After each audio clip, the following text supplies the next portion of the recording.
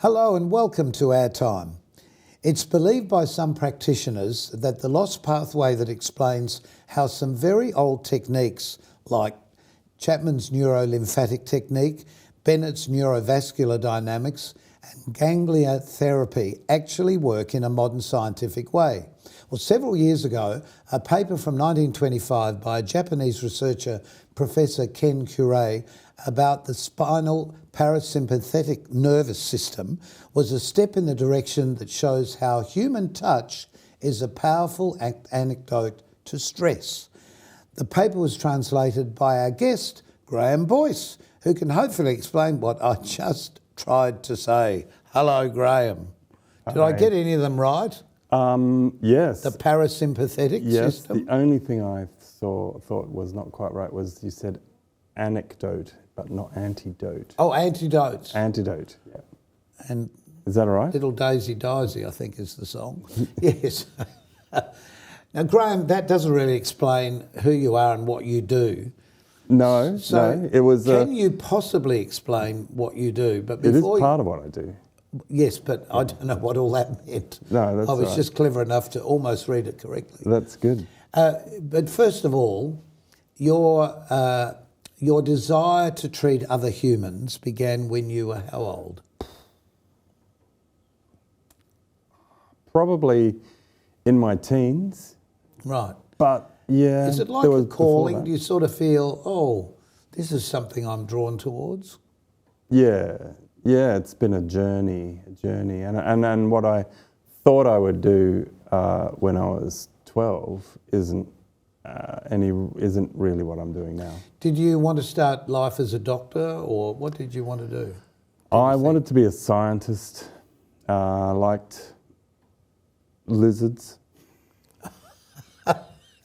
That was unexpected, wasn't it? It was That's okay. unexpected. I loved lizards. I was the youngest member of the herpetology group. Good gracious, really? Yeah, but a kindly person at Marbury School, where I did a year in the 70s, gave me a box of herbs, and I decided that I would be a herbalist. And then that wasn't quite right, and I sort of, I met a very nice naturopath back then, and he said, well, if you want to do this naturopathy kind of thing, and you should study medicine, my boy, because... Good advice. Yeah, he said then the AMA won't be able to touch you, but in fact, it's a bit of a moot point now. Anyway, I got into medical school, and I did fourth year twice, but I hated it. They didn't like me much either, and I left. And why did you hate it, and why didn't they like you? Were you too challenging?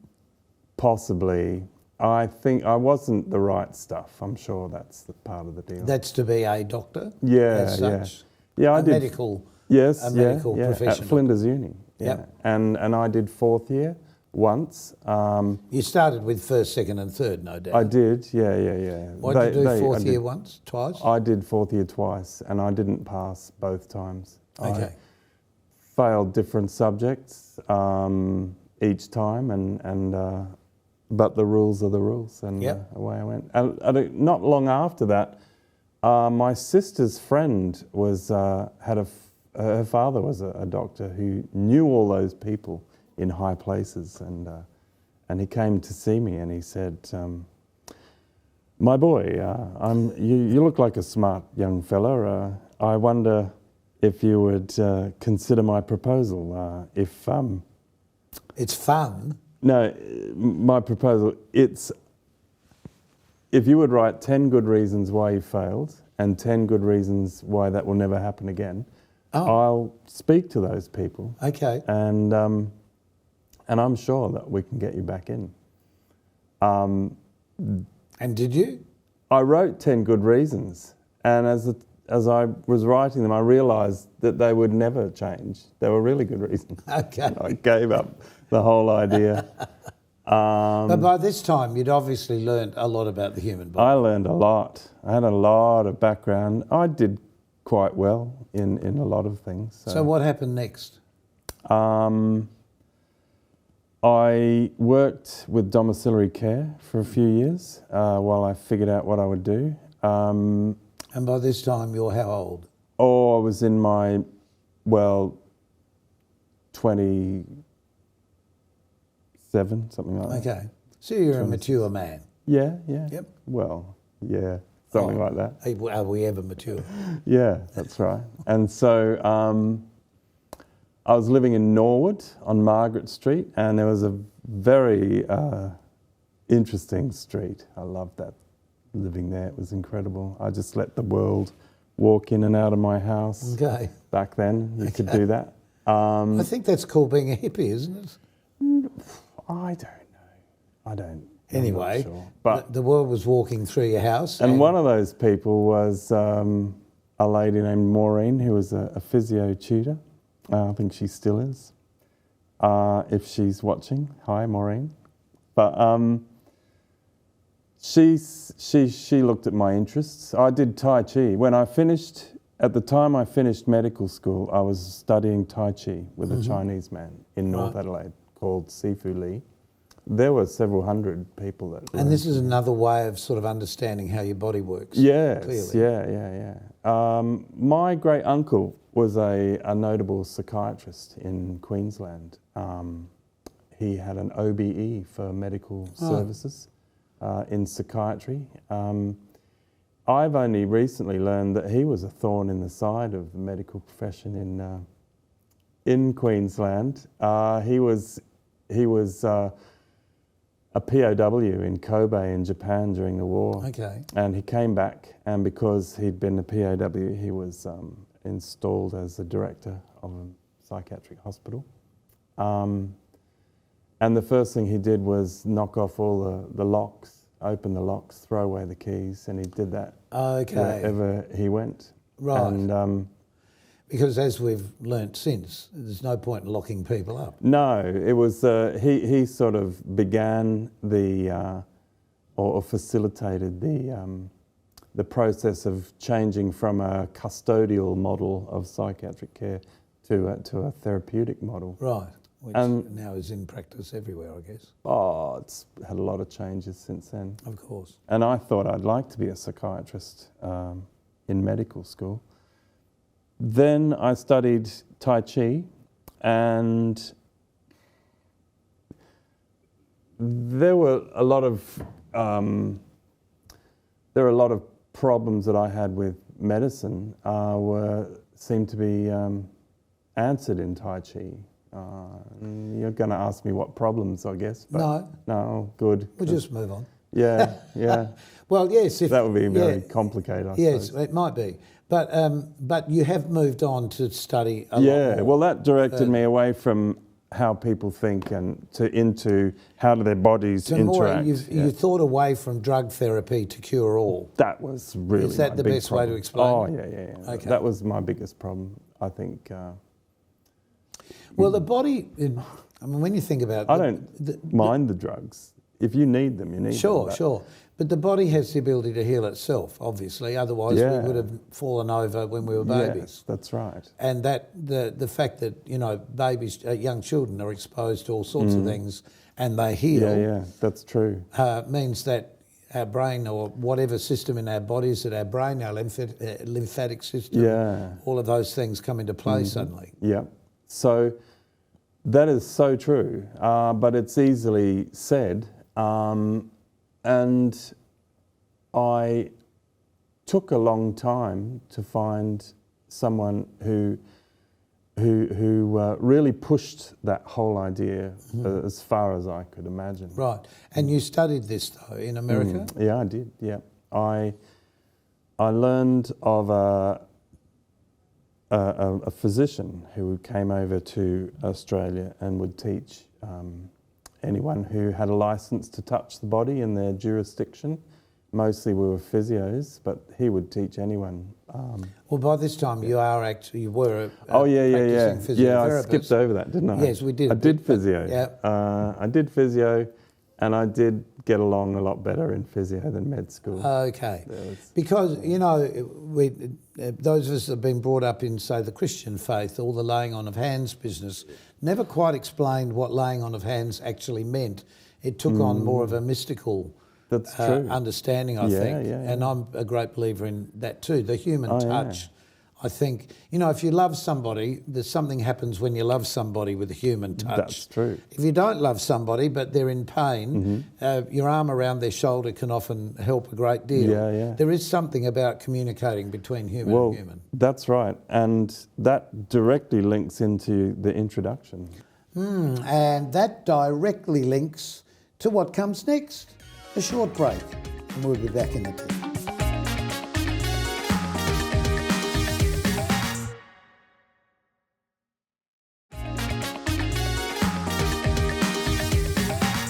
My guest is Graham Boyce. And Graham, we've been talking about your illustrious, unusual career in the medical profession, which has led you down many paths. Oh, kind of one, but a windy one. Yeah, okay, a long and windy road. Yeah, definitely. So from being a physiotherapist, Yes. you now have you had then education. Well, I had a license. You had license to physio. Yeah.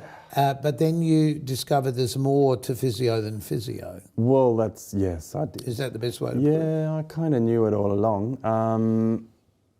I discovered that there were things outside the physio course which were very interesting. And I was just saying, biblically, the old thing about laying on of hands at people, it was something that we sort of, as children we were taught, and that's right. all that happened. Yeah. But it was never explained what it was that happened or how laying on of hands occurred. And that's not exactly what I do, but it was about 12 years ago I read an incredible book that really sort of tried to systematise that whole idea. I was very there's clearly interested. been around the world generations of people in the past who never had access to the drugs that we have today. No, that's right. But they were, even the shaman, they did things that made people well again. Yep. But we don't know what they did. Well, we kind of do. I think that a lot of techniques survived as folk remedies, and in recent years, I think Bowen technique. I think Bowen's technique is probably very similar to horse doctoring and dog doctors. Okay. We have dog doctors up Balaclava way. Treating dogs and horses. Yeah, and they flip the muscles and tendons. Right. And they're quite good at figuring out why isn't my dog going as fast as it should, and then flick. Or sideways. Yeah. But with physio and osteopath, people I did practice discover both of those. osteopathy. Well, there's a huge range. Incidentally, I've never been able to sort of integrate Bowen into my techniques, but osteopathy is definitely like that. Osteopathy formally started in the 1800s, and they were like many people back then. They all were very devout, religious people, and they thought that a lot of the power of the hands was the Holy Spirit. Okay. I don't present myself that way. You're not the Holy Spirit? No. Okay. No, I'm not I can that. accept that. Yeah. I don't, but I don't dismiss that at all. That is quite fine, an idea. Yeah, do you think... If it is true, if you have it works whether you do it or not. If you have the right mental and emotional attitude to give the confidence to somebody, is it a combination of them healing themselves at the same time as you opening a doorway for that to happen, do you think? Well, we think that we're our mental self, the person inside, but the body's this huge... Well, the discoveries recently thing, that the bacteria in our gut changes, our health generally. Yeah. And now that's being accepted so much more. I know. There's so much to learn and so little time in a lifetime, isn't there? Yeah. But the techniques you use, as I said in the introduction, you've translated. Yes. Just explain that. Yes, because, the history of medicine is Well, it's pretty interesting, really. Before the Second World War, scientists knew that they didn't know anything, and they looked at everything that you couldn't even imagine.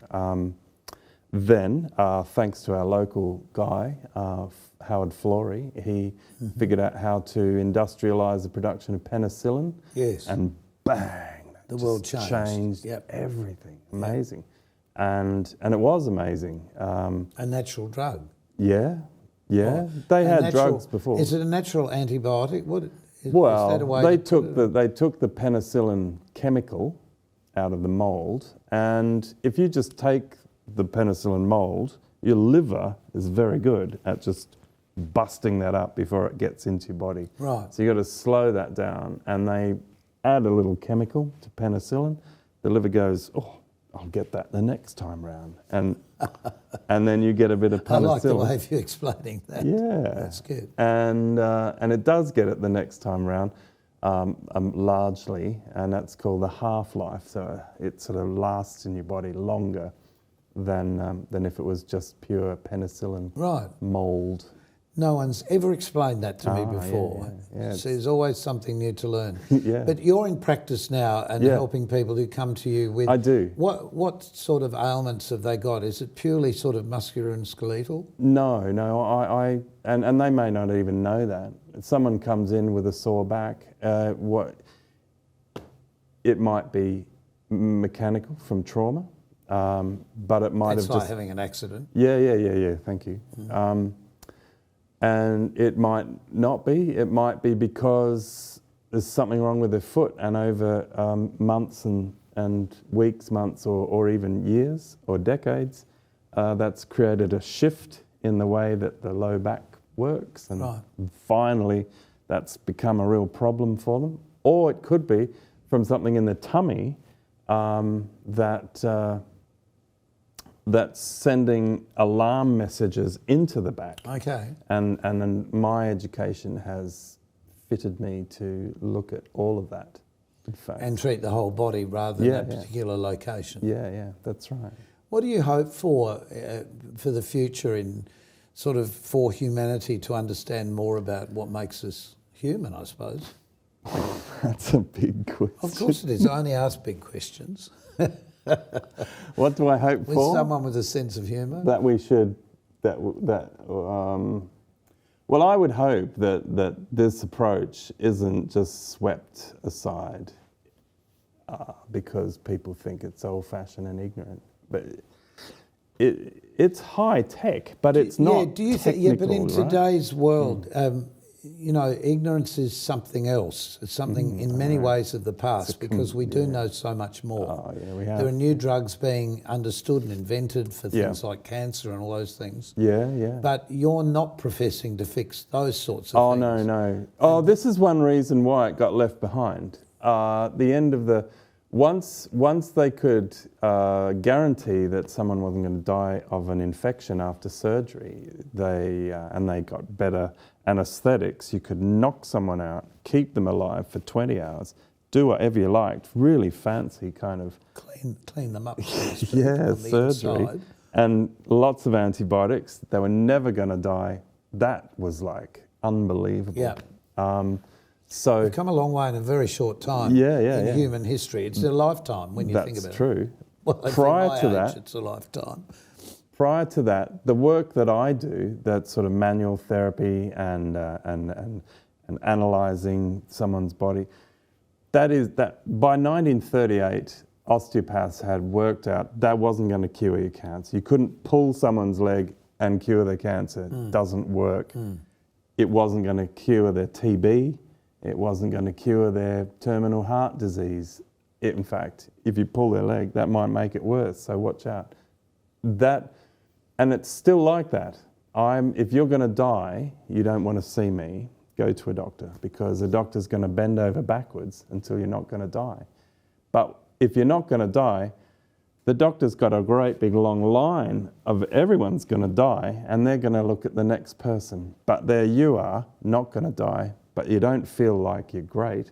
And the stuff that I do was designed by smart guys, not me, to fill that gap. Yep. Right? I understand that. Yeah. That makes perfect sense when you say it that way. It's not a drug therapy. No. It's helping the body help itself. No, that's right. That's more the thing. Yeah. So, well, for example, what do I lead with? So many things to talk about in so short a time. That's true. For example, I had a gentleman in Canada when I worked there for a few years, and he had a sore shoulder. And back then I got 15 minutes a pop, so I'd seen him a couple of times, and he wasn't getting anywhere with his shoulder pain. And I thought, all right, start from the beginning. So I looked at his legs, knees, hips, and I got to his hips. He says, "Oh, watch out for me inflammation." And I said, "Oh, what's that?" And he said, "Well, the epididymitis." And I said, "Oh, that's a testicular inflammation." Yep. And he'd seen all the specialists in the small town that we lived, and they'd given up on him. And I thought, aha, that's just right up my alley, because I was in the middle of learning all of that sort of stuff. This was the first time that I'd ever met someone in life that had a problem that was in my books. So I knew that there's a very powerful connection between the reproductive organs and the neck, right? Just hold that thought for one tick. We're going to take a short break, and we'll find out what that connection actually is. Yeah.